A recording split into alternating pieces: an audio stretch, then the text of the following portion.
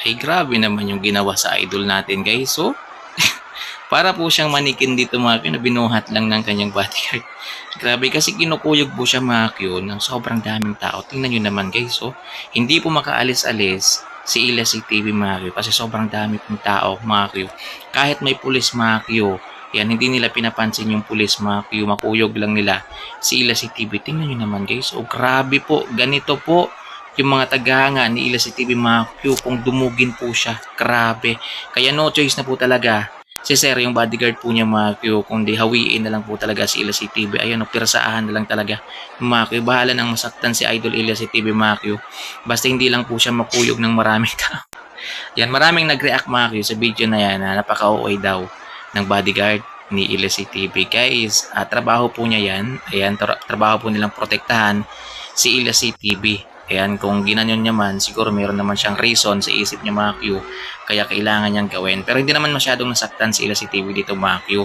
Ayan, na-interview nga si Ila CTV dito mga Q kung nasaktan ba siya doon po sa pagbuhat sa kanya ng kanyang bodyguard mga Q. Kasi malaki po yung katawan ng kanyang bodyguard mga Q.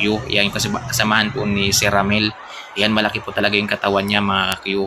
So, tinanong si Ila CTV mga Q, may masakit sa kanya. Wala naman daw mga Q. So, sabi nga ni Sir George, okay lang din naman yung ginawa ni Ila CTV mga Q. So, protocol din po yon para sa kanilang mga bodyguard mga Q ni Ila CTV mga Q. Kasi ito, yan, pinoprotektahan kasi nila mga Q. Yan, kasi hindi naman natin alam mga Q. Baka yung iba kung ano na talaga yung plano mga Q. Siyempre, siksikan, ayan, hindi natin masasabi mga Q. Kaya ito kung titingnan nyo dito guys, para po siyang manikin. Para po siyang manikin. Alam niyo yung manikin mga Q, na ililipat mo sa kabilang side. Para po talaga siyang ganun guys. Kasi hindi magkanda umayaw yung tao. Mga Q, kahit may pulis, mga Q, hindi nila napapansin yung pulis. Mga Q, deadma lang talaga sila kay Sir. Ayan sa pulis po. Ang importante sa kanila mga Q, makapagpa-picture sila. Ayan, makapag-selfie kay Ila CTV. Grabe guys. Ito yung mga certified Ilyas GTV fanatic mga Q. Nagagawin talaga lahat mga Q. Makapagpa-picture lang, yan, makalapit lang sa idol nilang si Ilyas CTV. Bahala na mga Q na mapahiya sila. Ayan, bahala na adakwin sila ng pulis mga Q. Ang importante sa kanila mga Q, makalapit lang po talaga sila kay Idol Ilyas CTV natin mga Q. So, pasensya kayo guys kasi mayroon po siyang bodyguard ngayon na pinoprotektahan po siya. Ayan, so dati po pwede po talaga kahit kuyogin dati sila si TV mga Q, walang problema guys. Siya lang po yung nasasaktan. Pero ngayon kasi, meron na po siyang bodyguard. Ayan, at alerto po talaga yung dalawang bodyguard ni Ila CTV na kung mayroong kahinahinala mga Q, nalalapit po kay Ila CTV, agad-agad po, nandyan po sila guys. Ayan, hindi na nila hinintay mga Q na lumapit pa kay Ila CTV kung sa tingin nila kahinahinala na, agad-agad mga Q ay hinaharangan nila mga Q. Kung matatandaan nyo nga, nag-viral nga doon sa may San Carlos, yung pinababa ni Sir Ramil mga Q. Nagawan din natin ng reaction yun mga Q. Kasi meron yung story mga Q. Kasi yung lalaki na yun guys, ayan, hinampas niya pala no, hinampas niya pala yung yung ban nila Ila CTV mga Q. So maganda nga yung ginawa ni Sir Ramil mga Q. Natandaan po siya kaagad ni Sir Ramil. Kaya nung umakit po siya doon sa stage mga Q, agad-agad hinarang na po siya mga Q. Yan, at kung ano may intensyon ng mga Q, hindi rin natin alam mga Q. Kasi wala naman daw cellphone.